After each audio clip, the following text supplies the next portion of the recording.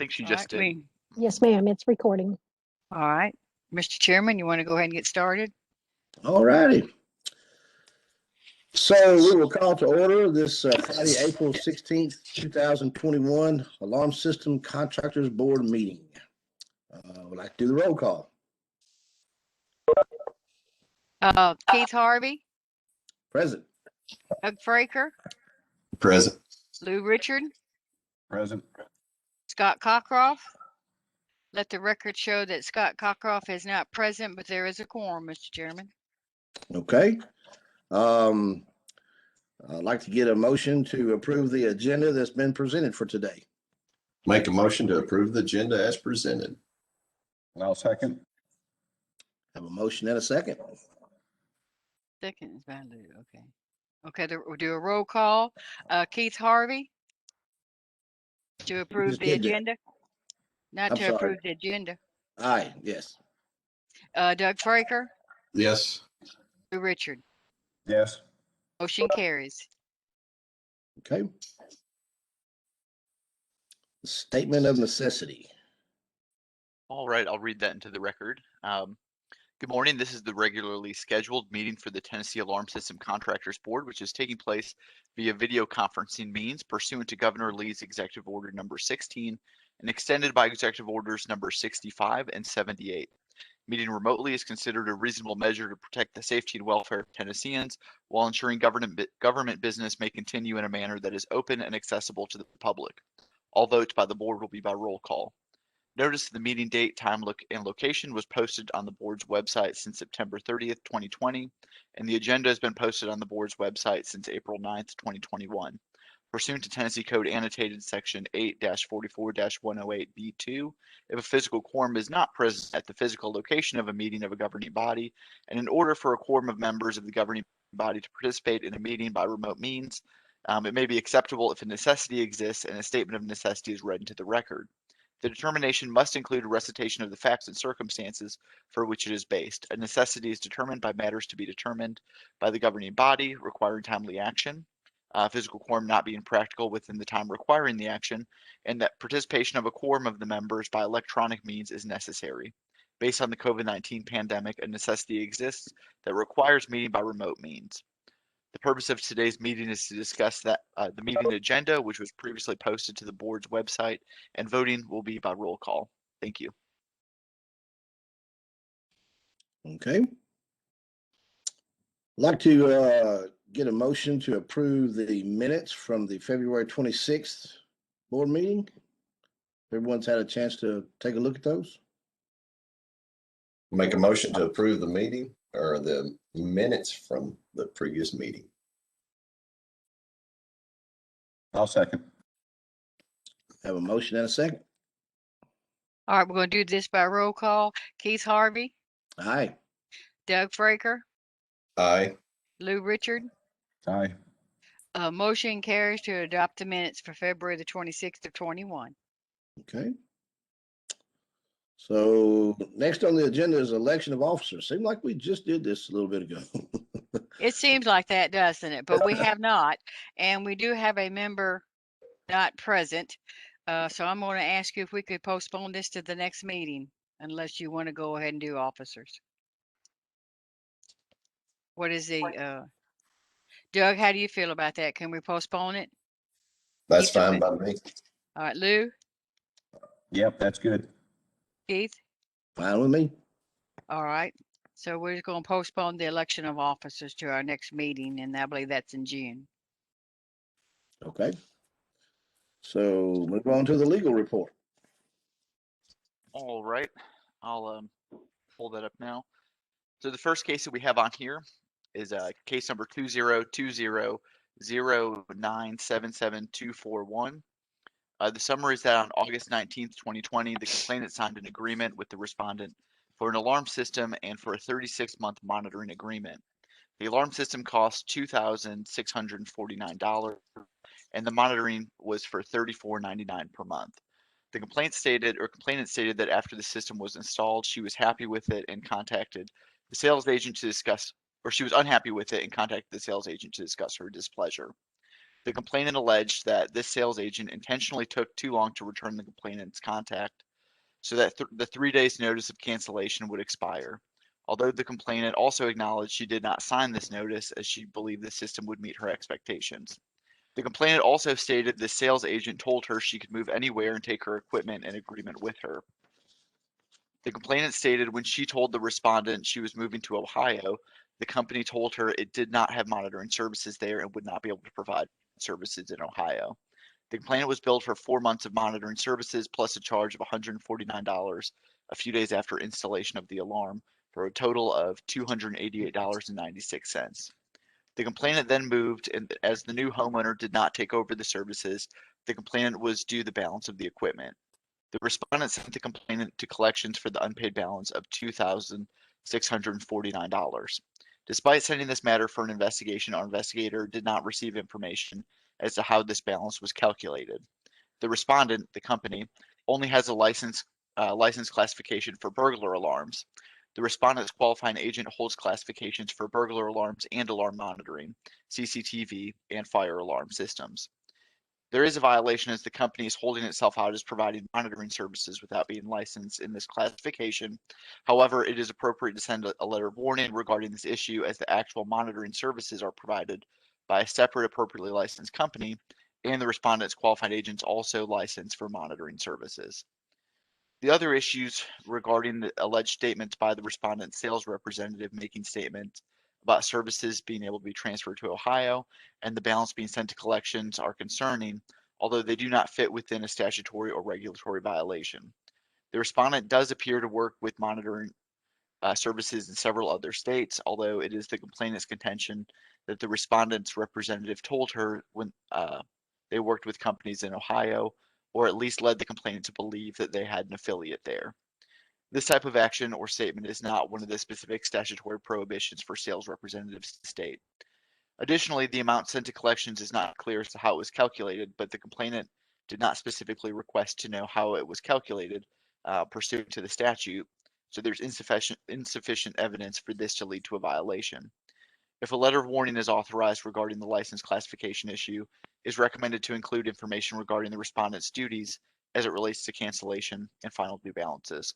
And I will add, since the legal report was created, we did contact the qualified agent for this company to inform him to bring the company to compliance by applying to add that classification for the company, and it hasn't been done yet.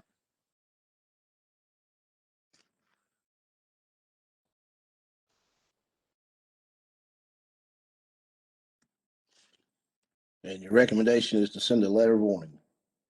It is specifically regarding getting the company to add that classification to their license. Okay. Which is a pretty quick procedure for them to do. They can go online, that QA can go online and do it. Right. I'll make a motion to concur with council, letter of warning. Okay. I'll second. We have a motion and a second. Excuse me. All right, we have a motion and accepted to accept letter of warning to add classification by our attorney, Keith Harvey, Aye. Doug Fraker, Aye. Lou Richard. Aye. Motion carries. All right, thank you. Moving on to case number 2 on the legal report, which is case number 2021004481. The summary is that the respondent, who's a registered agent of a company, the respondent was arrested for a Class A misdemeanor domestic assault in April 2020. The respondent reported his arrest on his renewal in December 2020. When we followed up with him about this arrest, the respondent stated he was unaware that he needed to report his arrest, but that he received a judicial diversion, completed his classes, and if his unsupervised probation is successful, will have the charges dismissed in July 2021. The respondent is a registered employee as an alarm technician, and the regulation requires the QA to inform the board of any registered employees or the arrest of any registered employees within 30 days. The respondent did say he informed his company of the arrest, but we were only informed by the respondent, the registered employee, on his renewal, which was 6 months after the arrest.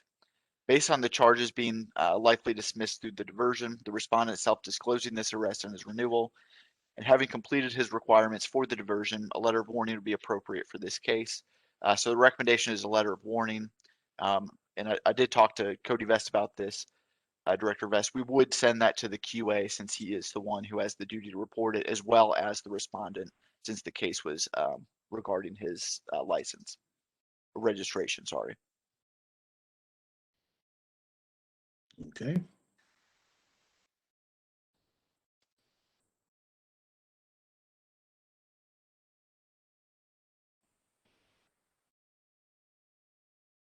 Do we have a motion?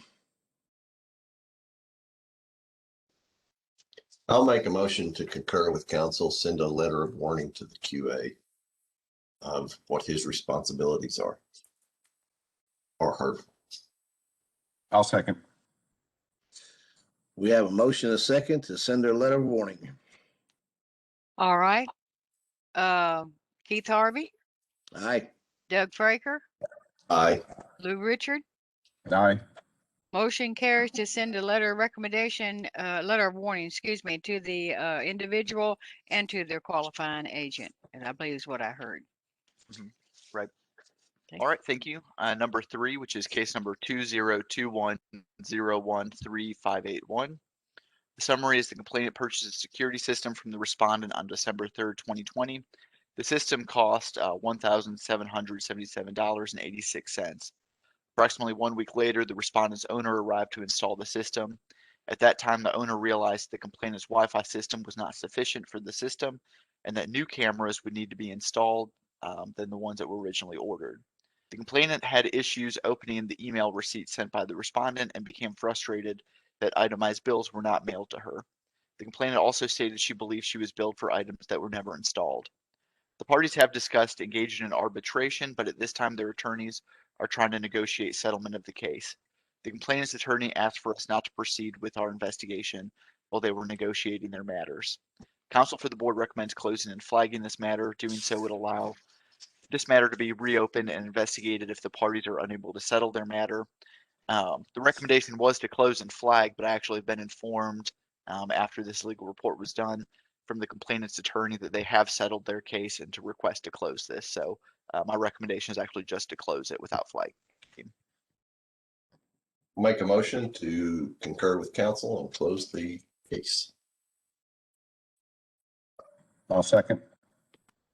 We have a motion and a second to concur with council and close the case. Keith Harvey, Aye. Doug Fraker, Aye. Lou Richard. Aye. Motion carries to close the case.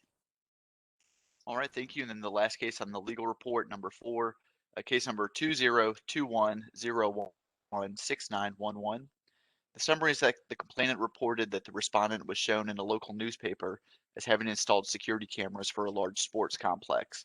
The complainant acknowledged the respondent is not licensed by this board, but holds a contractor's license, which he stated he believed would not allow the respondent to install cameras.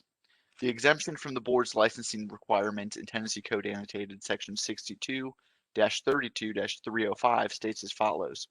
Electrical, mechanical, or HVAC contractors licensed under Chapter 6 of this title who do provide direct sales, monitoring, installation, or maintenance service of alarm systems, but who derive less than 50% of their gross annual revenues from that business are exempt from the board's licensing requirements.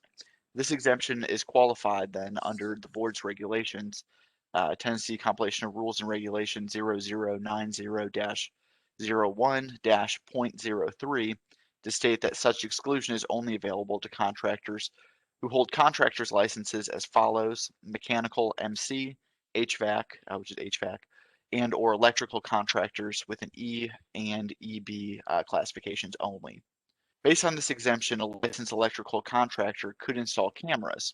However, the respondent is licensed as an electrical contractor with an S classification, which is a specialty classification, to perform electrical work, doing equipment installation and low voltage wiring with a licensed monetary limit of $373,750.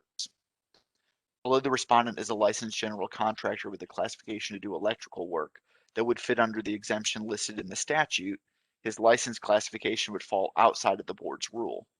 So the recommendation is to send a letter of warning as it relates to this exemption. The respondent could become licensed by this board, but it would appear that he could also apply to update his license with the contractors board, which may be more efficient for him to correct this issue.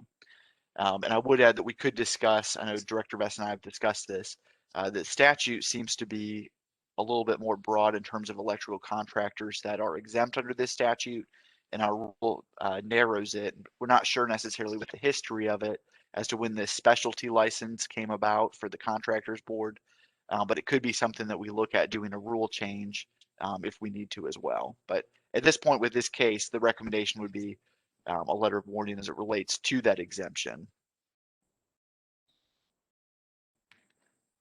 Okay.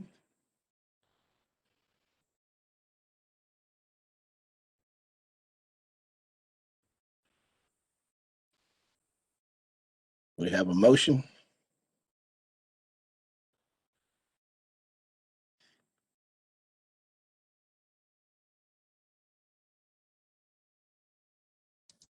I've got a question. Has the respondent shown willingness to upgrade or upgrade his contractor's license?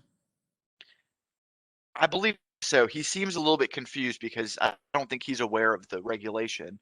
His response back to us was just, I fit under this exemption, and he was describing it. So he's aware of the exemption, and I think he thinks he's qualifying under it. We haven't necessarily told him our regulation at this point. Okay.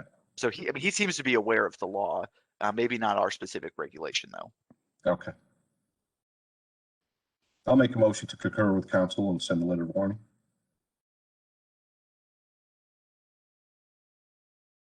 I'll second.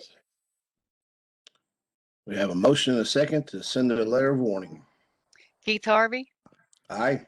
Doug Fraker, Aye. Lou Richard. Aye. Motion carries to send a letter of warning.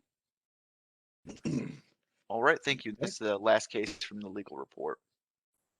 I wanted to, now that we've done it, could I ask a question on number 3? I mean, Yes. for my own personal, okay. The summary was that, or what I understood was perhaps a salesperson came out to this home to sell this system, sold the system. The techs go back in to install the system, find out his Wi-Fi system was not compatible. Shouldn't a salesperson already know that?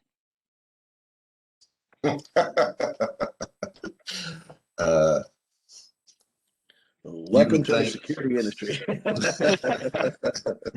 mean, if I asking something, I mean, the reason I brought that up is I have bought one of those robots to clean the floor. You don't hear any advertising that you have to hook it up to your internet. Well, mine's not strong. Apparently, it's not the right kind of internet for that particular device. But it doesn't say anything in the paperwork. So that's what made me think about this. If somebody comes to that person's house, you got Wi-Fi, I'm selling you this system. Wouldn't the salesperson know it's not strong enough or the right type to handle the new system he's selling? Well, in this specific case, and this is part of the reason why we sent the investigation out, and that the parties told us not to continue it, but the respondent said that when his representative went out there, the homeowner said, "I've got this type of internet," and the sales representative basically said, "Great, that's what works for this system." And then when the owner went out back to install it, he said, "Well, show me your router, or show me the actual equipment," and she pulled out some type of a Wi-Fi extender or something like that. They said, "Well, this is not what you told our sales rep." So there is a little bit back and forth there, between the parties, because the complainant did say that she felt like they should have looked into that more, and the respondent said, we asked her what she had, and this is what she told us.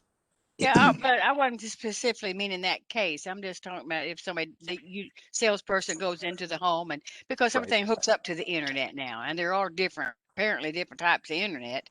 Mhm. So I just wondered. Very common problem. We see it every day. Uh-huh. Okay, that's all I had. Thank you. Mr. Chairman, I believe now we're down to my section here, and we do have with us today an appearance. We had talked at the meeting previous in several meetings about the exam. You know, you have to take the state exam, you have to take the 4 different classifications exam, and the company that does that is PSI Services LLC. We go into a bid, they bid on it. It's a 5-year contract. Periodically, we do get the update of what the pass and fail ratios are and everything. And sometimes we're in a position to where we need to look at the exam and make sure we're asking the right questions. As you remember at the last meeting, as an individual wanted to use one of the new books. We told them it was fine. If you want to use that new book, that is entirely up to you. But the exam is based on what is written, the books that it states in the PSI bulletin. So I had reached out, and Mr. Ham had also, Daniel Ham with PSI, and I asked him if he would come for us today and give us a little history and explain to us about reviewing those exams. Are you there, Mr. Ham? Yes, I'm here. All right, thank you. I'm going to turn this over to you if that's all right. Yeah, that's perfectly okay. I'm going to go ahead and share my screen. Can everyone see this PowerPoint slide that just popped up? I can, yes. Can the Yes. board members? Okay. Yes. Great. Okay. So yes, good morning. Thank you for having me here today. As Cody said, my name is Daniel Ham, and I am a test development specialist at PSI. And part of my responsibilities are to oversee the development and maintenance and updating of several exams, 4 of which include the Tennessee Alarm System exams. So Cody asked me to be here today to sort of talk about the process that PSI uses to update and review exams, which is called an Exam Review Committee meeting, or an ERC. So I won't take too much of your time today, but I'll just kind of go over what that process looks like and give you all the opportunity to ask me questions and see if you want to go in the route of holding one of or several of these meetings. So go to the next slide here. So just generally what in ERC, the overview of the meeting is that we hold a meeting consisting of subject matter experts, or SMEs, that are recruited to attend, and we review the exam materials, specifically the exam questions or items, the references, and any other testing materials. Now, these individuals are, of course, those who are very knowledgeable about the exam content. This is where we really rely on you all, or the client, to sort of help us determine who these individuals may be that could attend. With other exams that I oversee, they're usually currently licensed individuals. They could be board members such as yourselves, or employees of the state. But like I said, that's really where we rely on you all to help us create a list of potential candidates that could attend. Other than that, I pretty much take the helm of inviting them and holding the meeting, facilitating that process. And of course, anyone is welcome to attend that wants to be a part of it. So these have typically in the past been in-person meetings. Of course, with COVID-19, we have switched vastly to doing virtual meetings. However, we are getting back to doing in-person. It's really whatever, if we do have these meetings, if you all feel comfortable with whatever way we can do virtual or in-person. In-person meetings are, the logistics of that are set up by PSI. If we need a conference room at a hotel, PSI would set that up and everything. So what we actually look to accomplish in these meetings are a few things. We would first do sort of a sanity check on the content outlines, the various topic areas that are measured on the exam that we ask questions regarding, and the number of items that are allocated for each topic area. We just make sure that nothing seems out of sorts and that needs to be updated. We would look at the exam references as well, make sure no updates need to be made there. I do know that you all also recently took a look at those, so we may not need to do much work on that. But the bulk of the review would be just looking one by one at the exam questions and making a number of determinations, determining if the items on the exam should be retained as they are, or if some need to be removed, determining if we need to edit any of the items to make them acceptable, determining that our correct answers that we have are still correct, that there are no other correct answers, confirm that the item is measuring the appropriate topic code on the content outline.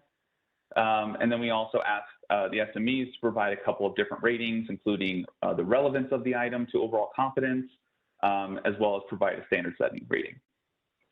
So that's generally how the exams go, what we accomplish in them. Of course, as you are familiar, these are the 4 exams that we'd be looking to potentially update. The second column here shows the number of items that are administered on each exam title. However, we do have more items in the bank. So the last column there shows the potential of how many items we would need to update if we did a full review of all of these exams. So if you all do decide that we want to hold a review for these exams, there's essentially 2 options that you all can choose. One is being a comprehensive review, in which we review every item in the item bank, just make sure that no stone is left unturned, that we have eyes on every exam item to ensure that they are all valid. This, of course, will take more time overall, looking through each and every item. Or we can do what's called a targeted review. This is where we review only the items that have been flagged by me for poor performance. We have a number of statistics that we look at to determine whether the items are performing well. We also have candidate comments. So if a test taker leaves a comment about an exam item, we have those and can share that information with our subject matter experts. Or if there's a specific reference in which you feel that items need to be, that they're attached to, maybe it's a specific NFPA reference, or maybe the brown book or the yellow book, we can pull those items specifically as well. And this, of course, will take less time overall. I did a kind of preliminary poll of the items that would, if we did a targeted review, would be approximately around 100 items. And of course, if we did the full review, you can see, once again, that here. So that's basically the process that PSI does to review our exams.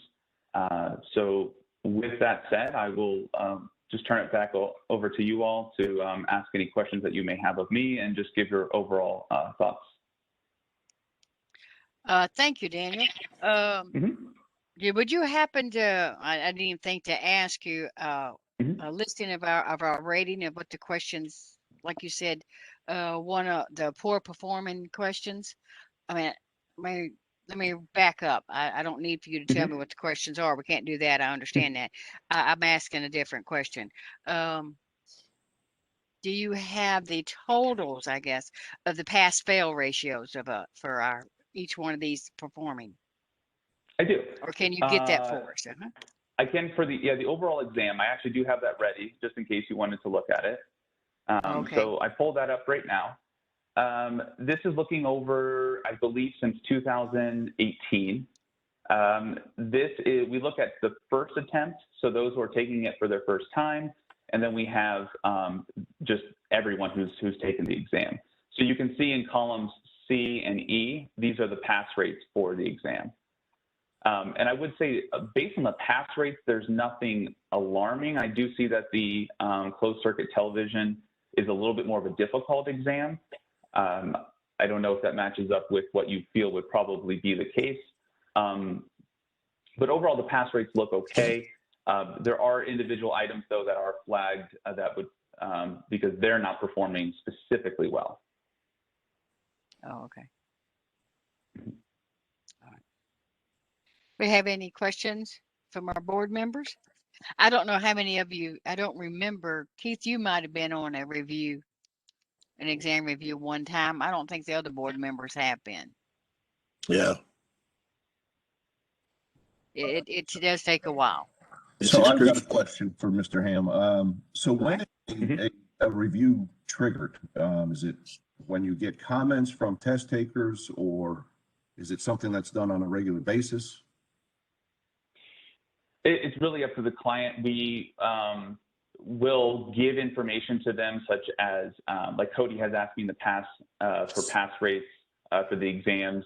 And then I will sometimes reach out and say that we have a number of questions that aren't looking well statistically, or there might be an event like a new reference source has been adopted by the state, and therefore we need to hold a review. So we rely on the client and board members such as yourself to kind of let us know if, given the last time it was reviewed, which I believe might have been at least a few years ago, if you believe in that time there have been major changes to the material, then we would want to probably have a review.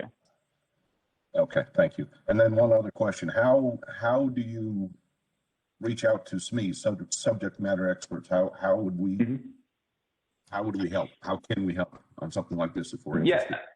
Really, if Cody specifically has like email addresses for these licensed individuals, I can just email them, give them all of the information, and then just usually hope that they are interested and reply back to me. And for these licensed individuals, PSI can provide a $100 honorarium for a full day of meeting, which isn't a lot, but it's usually a little bit of an incentive to give some of their time to help participate. Okay, thank you. Okay, I might could pick that up there from there, Lou. Yes, we would sit down and talk with the board members. There's 4 of you right now. I would ask, of course, each one of you to participate.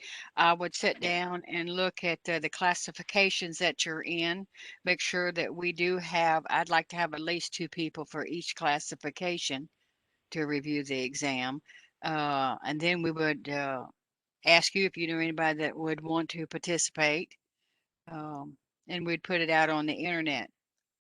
But I would spearhead that, actually, Lou. Okay, Louis, thanks. How many participants are usually involved in a review? Yeah, it's a great question. We don't have a set maximum. However, I usually don't like to keep more than maybe 8 individuals, as with a lot of different opinions, it can get very, it could take a long time to get through all the items. However, we do have a minimum of at least 3 people, subject matter experts, looking at the items to ensure that we're getting the quality of review that we want. But that's why I said there's 4 right now. There's only 4 board members, and I would like to have 2 in each classification, so that's going to be 8 of you. But now then I would be in attendance too, and then that would make it 9. That would be fine. What about our staff attorney?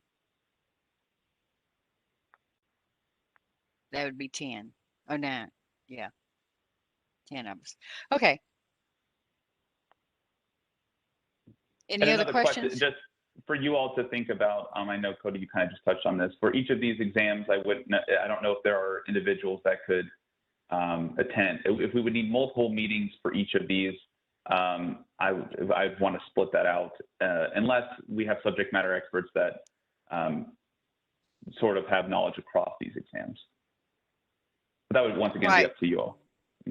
Our board members, if I'm not mistaken, aren't you? I'd have to look at each one of you, but you may already be in the 4 classifications. Let me see. I think I've got that written down. I have all 4 classifications. Yeah. Scott has 4. Doug has 3. You don't have monitoring, I don't believe. Keith? Used to. You used to have them? Okay. Used to. Who knows? Well, and then no Keith, problem. I think I got you under Berg Fire and CCTV. You might be monitoring as well. I don't know. I don't have that many. And then Lou, you Berg, CCTV, and Fire. So I think our board members could be our SMEs, Daniel. because they're in the Okay. classifications. Great. That works really well. Okay. Well, I appreciate you giving me the time to, to talk to all of you about that. Please feel free to reach out to me if you have any questions. I know Cody has my contact information. Yeah, just let me know, if you all want to proceed with review, and I can get the ball rolling on that sometime soon. All right, thank you. If you have the time, if you would stay with us. Our next speaker is Roy Pollock, who wanted to talk about testing. So you may be interested in hearing this conversation. But thank you so much, Daniel. Yes, we'll get back with you. We've got a lot of fires right now going on with the alarm board, so it might not be within the next couple of weeks. But we'll take a look at it. Thank you so much for appearing. Roy Pollock, I believe you're on the agenda for the appearance for discuss testing for a license. Good morning. Good morning, Ms. Nuss. How are you? Oh, just fine. All right. For the record, my name is Roy Pollock, Pollack. Thank you for allowing me this time to speak to you with an update on a topic that I raised during the February 26, 2021 meeting.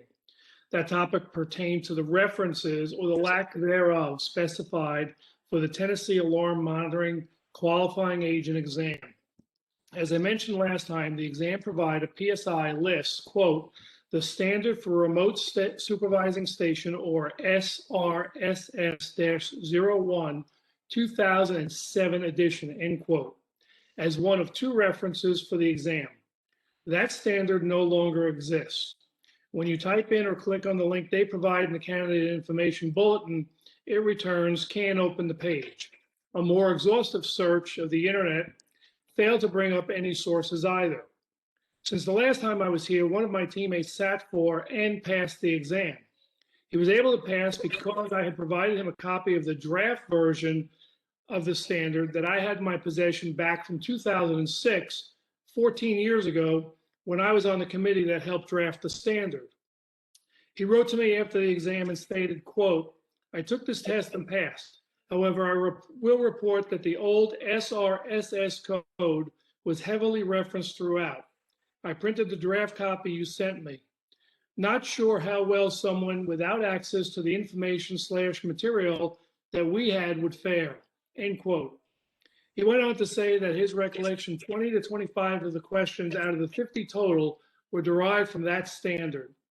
Since my teammate took and passed the exam, I really have no vested interest in this exam other than making certain that any exam someone would pass could do so fairly and with references that are relevant, current, and also available today. Those taking the exams would certainly have cause to challenge the results in the event they do not achieve a satisfactory score. While we certainly would not want unqualified people obtaining a license, it would be equally unfortunate should qualified individuals find themselves unable to obtain a license due to an exam that references antiquated and non-existent standards. Thank you for allowing me to address you once again. Thank you, Roy. I believe we did send out to all our board members the brochure, the PSI bulletin, it's called. Roy, which page is that on again? Oh, I don't have that. It? Oh, that's okay. Which one was it? We talked about the monitoring? The alarm monitoring qualifying exam. All right. Can you, Mr. Daniel, can you go back and look at that list that you had of the people that the pass-fail ratios, and let's look at that monitoring exam? I haven't been able to print that out this morning. Sure can. It might just take me 1 second. I was pulling the list to see how many items were associated with that reference, so it's kind of bogging down my computer. I can share right now, though. Let me do this. So this is the bulletin that you're referencing. So under alarm monitoring qualifying agents, these are the references that are currently listed in the bulletin. So sorry, just 1 second, and maybe this will allow me to pull that up. I believe it was, here we go. So the alarm system or alarm monitoring, current pass rate for everyone combined 72%. First attempts is 67%. Overall, 72%. All right. Mm-hmm. The other one, 69. Well, it's doing better than any of them. The other three. Last one. I just kind of, isn't it? 72, 69, 44, and 69. Okay. Right.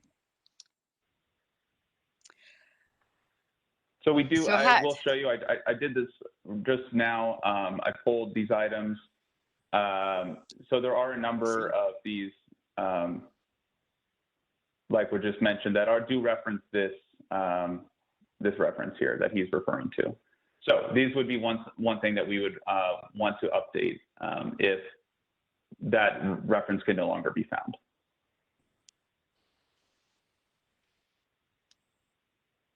Well, if we're going to do that, I just feel like we probably need to look at the whole thing, because we just went into, I think it was last year, wasn't it, Mark? Maybe it could have been. We just went into we just went into a new 5-year contract. Yeah, it's about a year ago that we did that. I'm not quite sure the date of that. So it's going to be around here for a while. Okay. Thank you, Daniel. I appreciate that. And Roy, I appreciate your input on that too. To sit here and tell you when we're going to have a review, I could not do that. As you know, there's legislation going at the Hill right now. We're waiting to see how it's going to affect the alarm board. And if it does, our office will be extremely busy, but we may be able, now that we're starting to open back up, we may be, Daniel, able to have it, hold it here in our conference room downstairs. Okay, that'd be great, yeah. Do we want to look at every one of them, or we just want to look at the monitoring? Or what is the opinion of the board here? I'm really curious that the CCTV fail rate was so, or pass rate was so small that would be one that technology has really changed since, you know, when I went to school. It's a whole different ball game. You know. Okay, we don't so do that's coax true. cable anymore. Yeah. For the most part. All right, so that'd be monitoring and CCTV. Well, my personal viewpoint is, if we're going to do it, we might as well look at all of them. If we're going to do a review, we need to check all of them. I will get with Daniel, see what we can set up. I'll get with the attorney, see how we should be able to do this in one day, shouldn't we, Daniel? If you want to look at all exams, I would say it's probably going to be a couple days to get through the number of items. Yeah. Are we allowed to review them before we meet? I don't know about Daniel, but I'm gonna say no, because I'm not going to be able to send them over the internet to you. It's going to have to be handed to you when you're here. I just, And you know, it'll be taken it's a up lot after. of reading. Yeah. Right. Yeah, the No. security measures of that are, that's the the obstacle. We take it up afterwards and everything. Okay, so it sounds like I'm gonna have to try to find at least 2 days that the board can come in. All right, we'll work on that. Okay. I cannot guarantee you it's going to be in the next 30 days or next 45 days or even the next 90 days. I just cannot guarantee that. The hotels are opening back up. Our building will be back. We think it's going to be back open the first of the month. So I'll have to schedule that, and then schedule each one of you to do that. Then, of course, get with Daniel. But I will do that, and I'll keep you informed of the progress we have for that. But I do believe we need to sit down and take a look at all 4 exams if we're going to do that. Okay. All right. Thank you. I appreciate that from Daniel and Roy too. Thank you very much. All right, thank you for having us. All right. Are you ready for me to go into my administrative matters now, Mr. Chairman? Yes, ma'am. All right. Well, I do not really have all that much. You know, we always have this monthly meeting report here. Let me get back over here to our most recent is April. That's PPS. All right. Yes. We didn't have any updates for you. We've kept you abreast of what's going on as far as legislation is concerned. And Jesse and I, we met on March the 24th, and actually we meet practically every day, but and we had a financial meeting as well. The next thing was your budget. I'm just pleased to tell you that you have an ending balance as of the end of January, $79,072. So it doesn't look like there's any fear of going into the red. But I guess what I did not ask is what it's going to cost to do this rewrite. I mean, this review. But I'll make a note of that and I'll get with PSI on that. I just don't think it's going to be that much or whatever. We'll just move on with that. Now, what we have, got that. I got the budget review, legislative update, and I'm going to turn that over to Jesse. All right. So we had there was a House bill. It's House Bill 781. There's also a companion bill in the Senate, which was 770, that essentially merges this program into a commissioner-run program, which they're going to call Detection Services, the Detection Services Program, if it passes. It has passed in the House and the Senate, so at this point it is up to whether or not Governor Lee is going to sign it or not. It does not deregulate the industry, but it does create alarm systems as being regulated, but basically how Director Vest has private protective services and puts under that. It does create a committee for alarm systems or for the alarm industry, which would have 3 members, and it would look to but we're still trying to figure out what exactly the role that committee would have in those committee meetings. Just for an example, we have for the private protective services, we have a committee for our certified trainers, and that committee meets to discuss legislative or rules or training updates that need to occur. So Director Vest and I have actually talked quite a bit about this because this industry specifically is probably more we probably rely more heavily on you all's expertise when it comes to technology when making recommendations, whether that's for rules or for discipline. There's probably a lot more just within this specific industry than there are the other programs. So it may be a situation where that committee or the alarm committee has a little bit more interaction with the commissioner. We just haven't figured all that out since the bill hasn't gone into law. We haven't really looked at all of that, but there are a few changes that if this passes, that I did want to bring to you all's attention.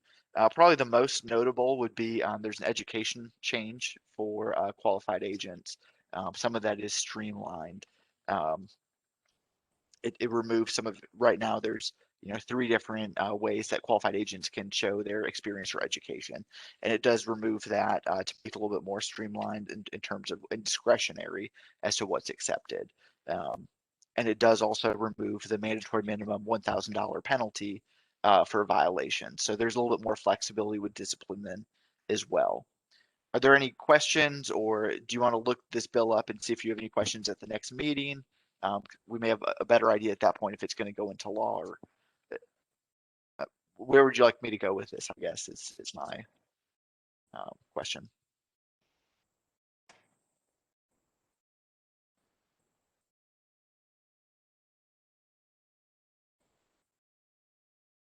Well, okay, I'll speak up. Sure. Okay. If I'm not mistaken, I believe I sent everybody a copy of that law. If you don't have it, well, just let me know and I'll be glad to send it out to you again.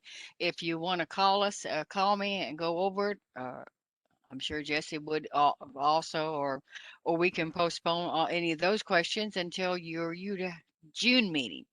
The June meeting, what I understand would be in person. It would be here in the office, here at the building, I should say.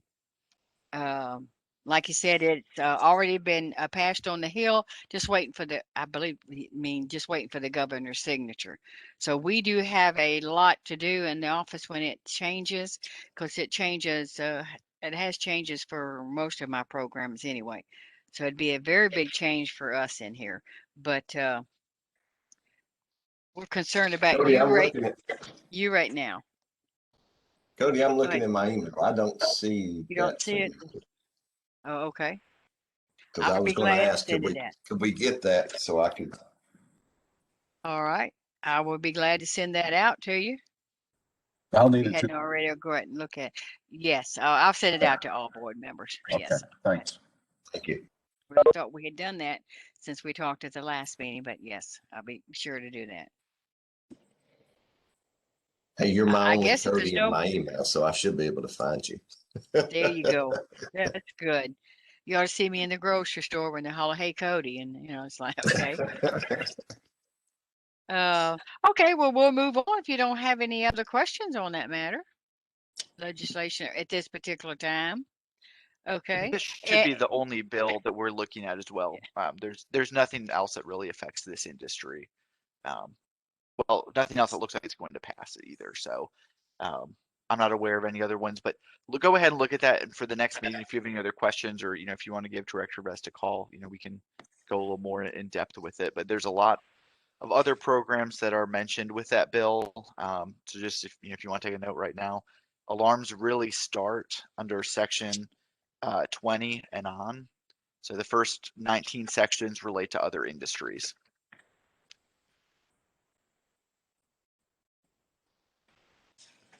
Okay. All right, we don't have any other questions on that legislative update. We'll go down to the request for an extension, and I have not had anyone request that. All right, so we will go, if you would, and look at the criminal record. We do have a couple of those today. Let me give you an update. At our last meeting, Brian Stringer, so criminal record was reviewed. You asked for the gentleman to come in to talk to you. His since turned in his resignation at the company, so he will not be attending. And we have closed his file. Okay. So I think the first one we want to look at, if you would turn to Mr. Hatter. I'll kind of give you a little brief rundown while you're looking through the material. This is a registered employee application. In 2004, there was theft over $1,000. It's a felony. Got 2 years probation in Monroe County. 6/15 of 2006, it was theft over $500, a felony in UNICOI County. You got 1 year's probation. And these are 18-year-old convictions. We have a letter of explanation. You have a letter from the applicant, and he will be working as in the monitoring company as an operator.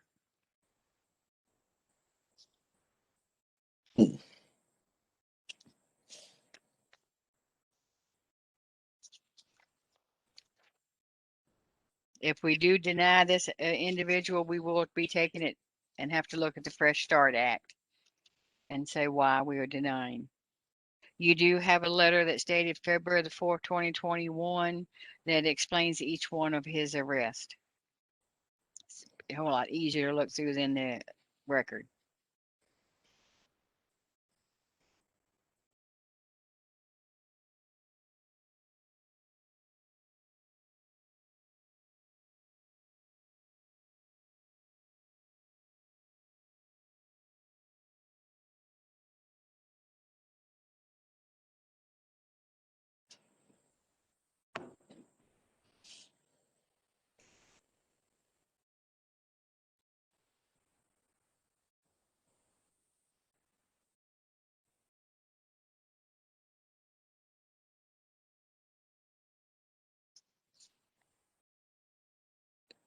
Any discussion on this one?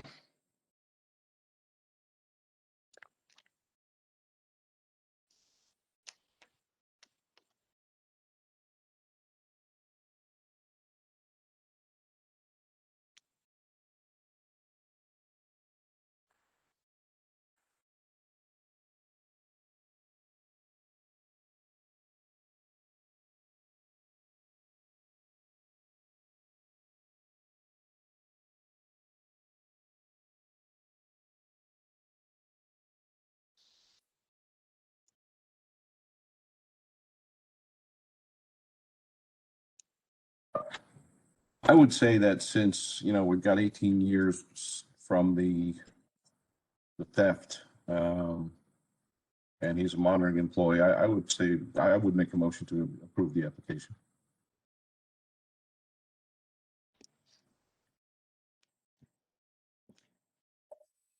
I'll go ahead and second. Okay. We have a motion and a second for approval. All right. Keith Harvey, Aye. Doug Fraker, Aye. Lou Richard. Aye. Motion carries to approve this registered employee's criminal history application. All right. The next one that you have is another registered employee. He's going to be an alarm tech. He does have a letter in there, or a list of his charges. His probation makes it a whole lot easier to read if you looked at it. And, it would take a while to read his explanation for all of those. But what it boils down to is on 6/19 of 09, he made their terrorist threats and stalking. He got 2 years probation for the threats, but the stalking was nully. On 2/5/11 was disorderly conduct guilty, DUI guilty, simple assault was nully, but the harassment was guilty. 3/5/11 criminal trespassing, he got 2 years probation, stalking was guilty, escape was guilty. 4/30/02 had simple assault, guilty, and terrorist threats again and dismissed. So the most recent one is 3/5/11.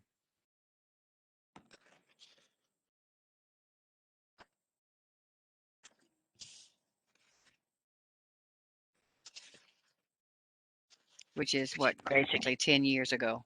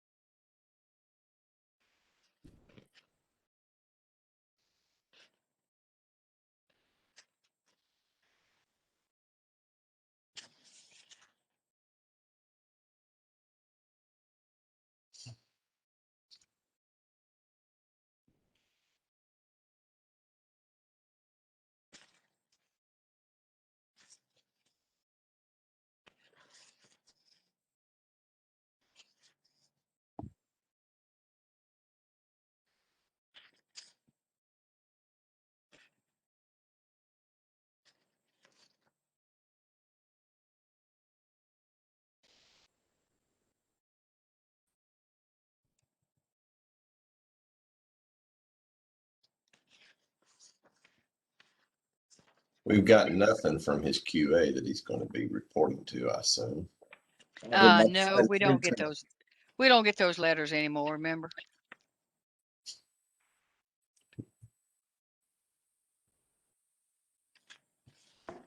The other gentleman that you approved, I believe his did come in on letterhead from the company. I could be wrong. Let me look.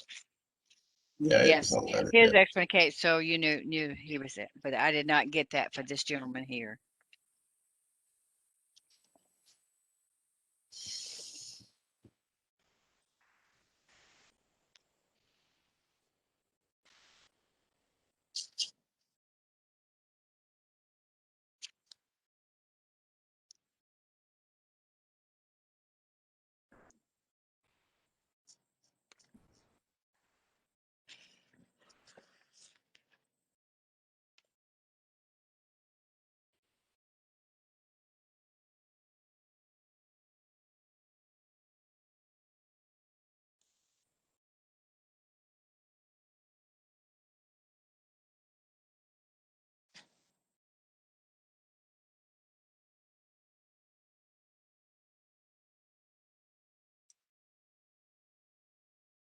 And remember, if you choose to deny this application, we will be taking it to the Fresh Start Act. I believe that's 7 steps here that we would have to look at.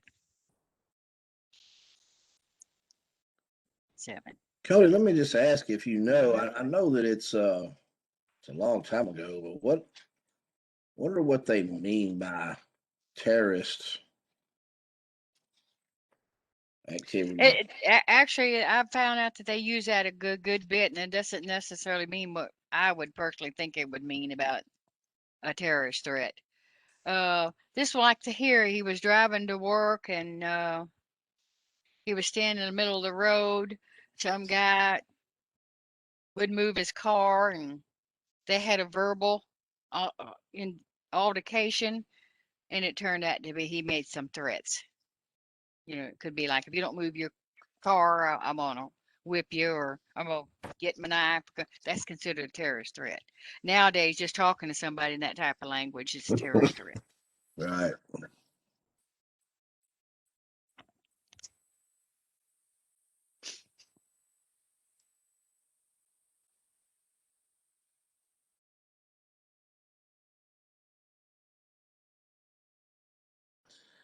Any discussion about it?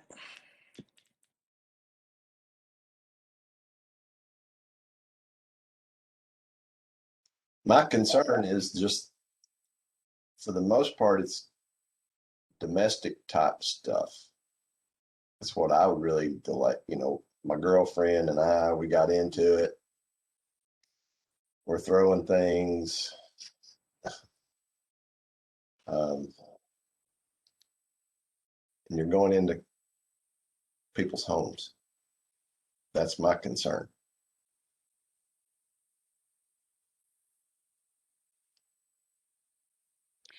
Jesse, where would this fall in with the Fresh Start Act? The length of time. I was just going to ask if you want me to read the factors for you all to consider. If you So- would please, for them to consider. Of course. So factor 1, we look at the nature and the seriousness of a crime for which the individual is convicted. These are all the things to be considered, whether you're going to deny it. So you look at, the length of time, or nature and seriousness of the crime for which they were convicted. 2, the length of time since the commission of the crime. 3, the relationship between the nature of the crime and the purpose of regulating the occupation, profession, business, or trade. Doug, I think that's what you were talking about under number 3, maybe the relationship between the nature of the crime and the purpose of regulating.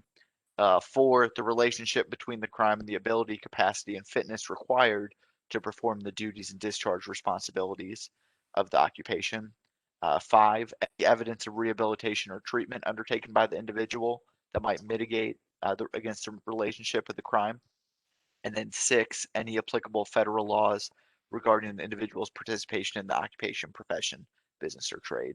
6, I don't think we have any evidence of here, and I think we don't have the letter from the qualified agents. We probably don't really have any evidence of 5 either. any evidence of rehabilitation or treatment, if there was anything, any trainings that they could have had him do. I mean, he may have had to do some classes on probation, but we don't have evidence of that. So I think we probably need to look mainly at three: the relationship between the nature of the crime and the purpose of regulating the occupation, and probably the seriousness of the crime, number one. I know that terroristic threats are pretty, that's always a red flag, I think, when we read it here, especially in Tennessee. But Director Vest is right, though. In New Jersey, it's a very different way that they classify that. It's basically an assault here. There's a little bit more language in the definition for it there, but it's pretty much, if you're committing an assault, they're going to classify it as a terroristic threat.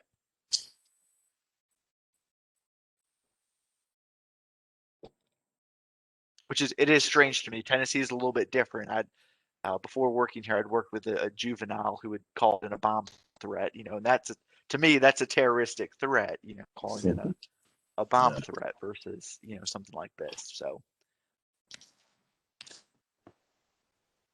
just don't let that word confuse you.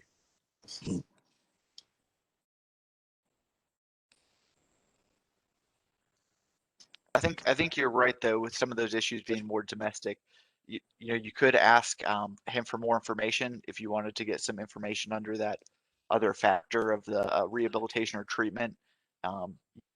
See if there's anything that he could provide. Maybe if he's done any counseling or anything like that. People on probation for domestic normally are doing things like that. Again, I'm not sure about New Jersey, though, but that's some information that he may be able to provide that could be helpful. DUI, maybe he's done some type of drug or alcohol rehabilitation or classes, AA, Alcoholics Anonymous or Narcotics Anonymous. I mean, there's some different things he could provide there that could be asked for if that's something that you all would like to consider. Or we can ask him to appear at the next meeting or get with his qualifying agent as well.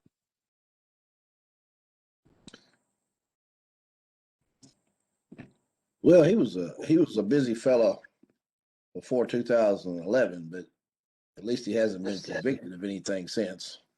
Correct.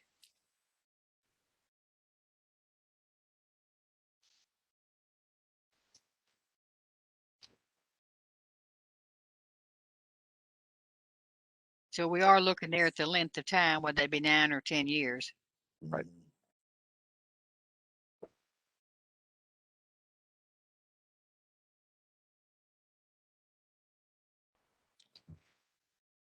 What's the board's pleasure?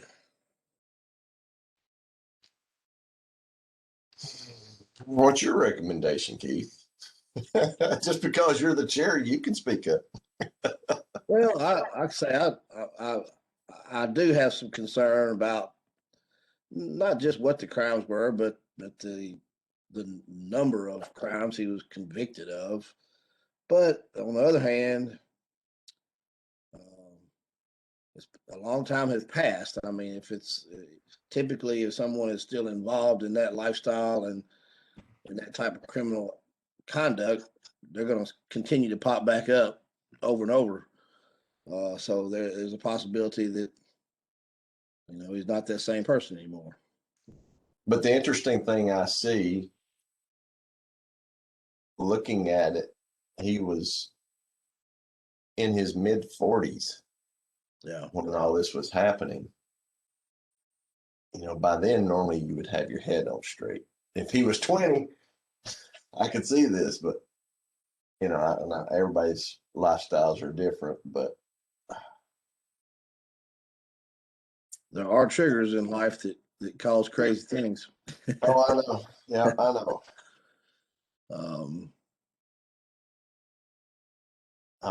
Working in construction with new housing and stuff every day, you see all kinds of stuff. It's like, really? You're awful old to be going out doing this.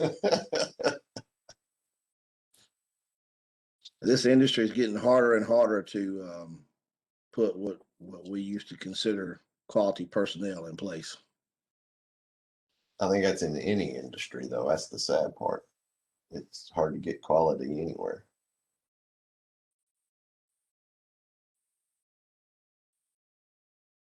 I kind of, my personal opinion, yes, there's some concern there, but I would kind of lean towards granting registration. We have, that's what we have QAs for, is to monitor these people.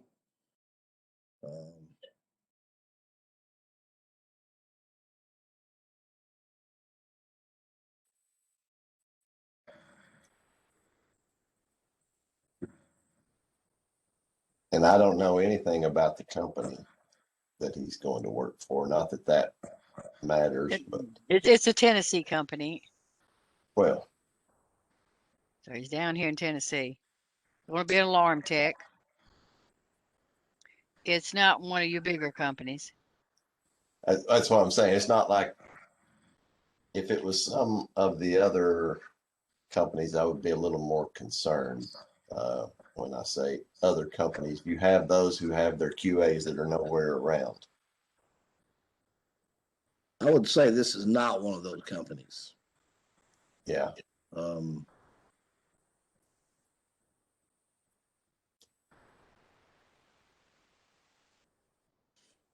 So I would assume they have daily type supervision with them. From what I know about the company on a local level, I would say so, yes.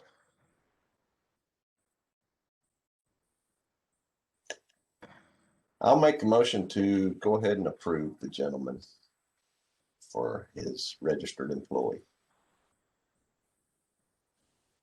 I'll second. Okay, we have a motion and a second for approval. Keith Harvey, Aye. Doug Fraker, Aye. Lou Richard. Aye. Motion carries to approve the registered employee's criminal background. He will be given a license. He meets all the other requirements. All right, that finishes up that portion. We can just go right on down to the education review. We do not have any courses to review. We have been talking back and forth with Pat Allen,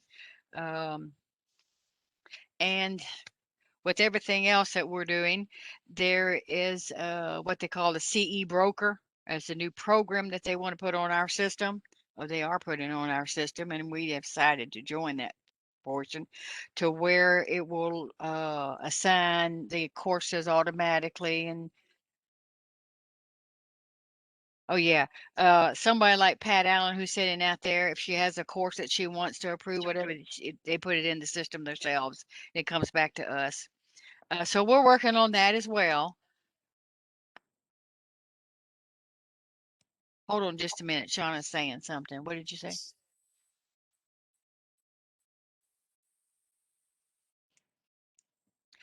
Oh, okay. Yeah. What she was telling me is that if the qualifying agent is sitting out there and a registered employee, they've gone on the system and they've taken courses, they would actually go out and just upload those courses themselves now. Everything's going to be electronic like that. But that's in the future. They're still working with one of the other programs to make sure it's working. We said we would be interested in it. So we would probably be looking at all the courses that are out there, whether it be initial or whether it be renewal. We may ask these people to resubmit. We'll just go do another review. It's been a while. Some of them have been on there for years. But that's further down the road. But we don't have any right now. Just a couple did come in when they were renewals, so we approved those. Course review, we didn't have anything for a course review. I didn't have anything unless you do for any unfinished business. Yep. And if we had any new business, we'd probably already be talking about it. So I don't know about you, Mr. Chairman, but I think it might be time to adjourn. All right. If no one has anything else, speak quickly. Make a motion to adjourn. All right. Who's that, Lou? Lou make the No, motion? that was Doug. I'll second Oh, it. I'm sorry. And second, all right. So Keith Harvey, Aye. Doug Fraker, Aye. Lou Richard. Aye. The ayes have it, and I believe we are adjourned, Mr. Chairman. All righty. Thank We'll you at see you in 10:15. June. Okay. Have a wonderful weekend, everyone. You Thank too. Lou. you.